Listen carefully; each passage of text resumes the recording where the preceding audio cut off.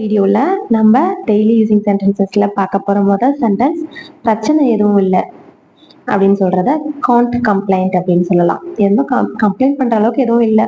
Gantt problem, we don't have any problems, I don't have any problems அப்படின்னா எனக்கு எதுவும் பிரச்சனை இல்லை அப்படின்னு சொல்கிறது. பார்த்து ரொம்ப நாள் ஆச்சு, பார்த்து ரொம்ப நாள் ஆச்சு, இது எப்படி சொல்லலாம்?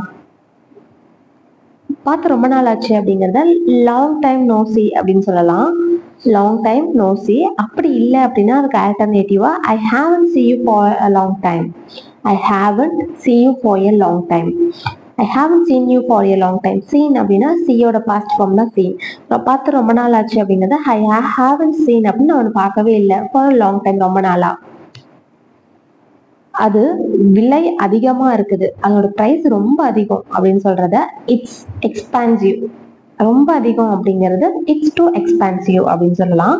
இதுவே அந்த பொருள் அவ்வளோ ஒன்றும் பெரிய எக்ஸ்பான்சிவான பொருள் கிடையாது அப்படிங்கிறத இட்ஸ் இன்எக்ஸ்பான்சிவ்னு சொல்லலாம். இட்ஸ் இன்எக்ஸ்பான்சிவ் அப்படின்னா அவ்வளோ பெருசான விலையெல்லாம் இல்லை, கொஞ்சம் சீப் தான், கொஞ்சம் அஃபோர்டபுள் தான் அப்படின்னு சொல்றது. ஒரு ப்ராப்ளம் நடந்துட்டு இருக்கு அப்படின்னா மற்றவங்க அவங்க கிட்ட சொல்லுவாங்க, நான் எல்லாத்தையும் கவனிச்சுட்டு தான் இருந்தேன் அப்படின்னு சொல்லுவாங்க இல்லையா. இதை பத்தி யார்கிட்டயாச்சும் சொல்லும் போது தெரியும் தெரியும், நான் எல்லாத்தையும் கவனிச்சுட்டு தான் இருந்தேன், நான் எல்லாத்தையும் பார்த்துட்டு தான் இருந்தேன் அப்படின்னு சொல்றத எப்படி சொல்லலாம்? நான் எல்லாத்தையும் கவனிச்சுட்டு தான் இருந்தேன் சொல்லலாம் அப்படின்னா I am observing everything, I am வாட்சிங் எவ்ரி திங் சொல்லலாம், I am observing everything சொல்லலாம். இது எல்லாமே நான் கவனிச்சுட்டு தான் இருந்தேன், நான் பார்த்துட்டு தான் இருந்தேன் அப்படின்னு சொல்றதுக்கான மீனிங் தான். ஐ எம் வாட்சிங் எவ்ரி திங்னா நான் பார்த்துட்டு இருக்கேன், எல்லாத்தையுமே நான் பார்த்துட்டு தான் இருந்தேன் அப்படின்னு சொல்றது. அப்சர்விங்னா எல்லாத்தையும் அப்சர்விங்னாலும் ஒண்ணுதான், பார்த்துட்டு தான் இருந்தேன் அப்படின்னு சொல்றது. நெக்ஸ்ட், அவர்களுக்கு நிச்சயமாகிருச்சு.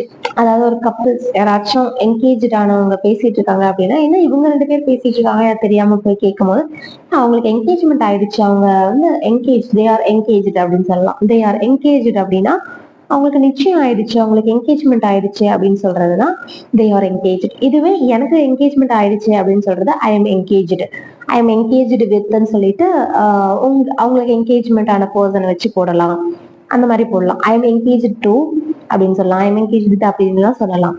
நெக்ஸ்ட், இது என்னுடைய ஆசை, இது என்னுடைய ஆசை அப்படிங்கறது எப்படி சொல்லலாம்? என்னுடைய அப்படிங்கிறது it's my desire, it's my desire அப்படின்னா இது என்னுடைய ஆசை அப்படின்னு சொல்றது.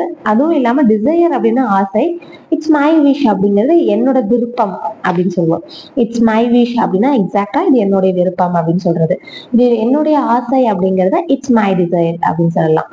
அவர்கள் சொல்வதை கேட்காதே, அவங்க சொல்றதெல்லாம் காதுல வாங்கிக்காத, அவங்க சொல்றதெல்லாம் பெருசா எடுத்துக்காத அப்படின்னு சொல்லுவாங்க இல்லையா. அதை எப்படி சொல்லலாம்? டோன்ட் லிசன் டு தெம், அவங்க சொல்றதெல்லாம் கேட்காத. டோன்ட் லிசன் டு தெம், அவங்க சொல்றத காது கொடுத்து கேட்காத, லிசன் பண்ணாத, அவங்க சொல்றத பெருசா எடுத்துக்காத சொல்றதுதான். ஓகேங்களா? அசையாம நேரா உட்காரு, அசையாம நேரா உட்காரு. Sit straight and don't move, sit straight don't move அப்படின்னா சிட் ஸ்ட்ரைட்னா நேரா உட்காரு, டோன்ட் மூவ் அப்படின்னா அசையாம நேரா உட்காரு அப்படிங்கிறதா சிட் ஸ்ட்ரைட் டோன்ட் மூவ் அப்படின்னு சொல்லுவோம். என்னோட வே ஆஃப் டீச்சிங் எப்படி இருக்கு அப்படிங்கறது எனக்கு கமெண்ட் செக்ஷன்ல கமெண்ட் பண்ணுங்க. அண்ட் உங்களுக்கு இன்னும் எந்த சென்டென்சஸ்லாம் இங்கிலீஷ்ல வேணும் அப்படிங்கறத கமெண்ட் பண்ணீங்க அப்படின்னா நெக்ஸ்ட் வீடியோல நான் சொல்றேன். இந்த மாதிரி நிறைய வீடியோஸ் நம்ம சேனல்ல போஸ்ட் பண்ணியிருக்கோம், போய் பிளேலிஸ்ட்ல செக் பண்ணி பாருங்க மறக்காம. அதை தெரிஞ்சுக்கிட்டீங்க அப்படின்னாலே ஓரளவுக்கு இங்கிலீஷ் நல்லாவே பேசலாம். ஏன்னா டெய்லி யூசிங் சென்டென்சஸ் தான் நம்ம போஸ்ட் பண்ணிட்டு இருக்கோம். Stay tune for next video. Tata bye.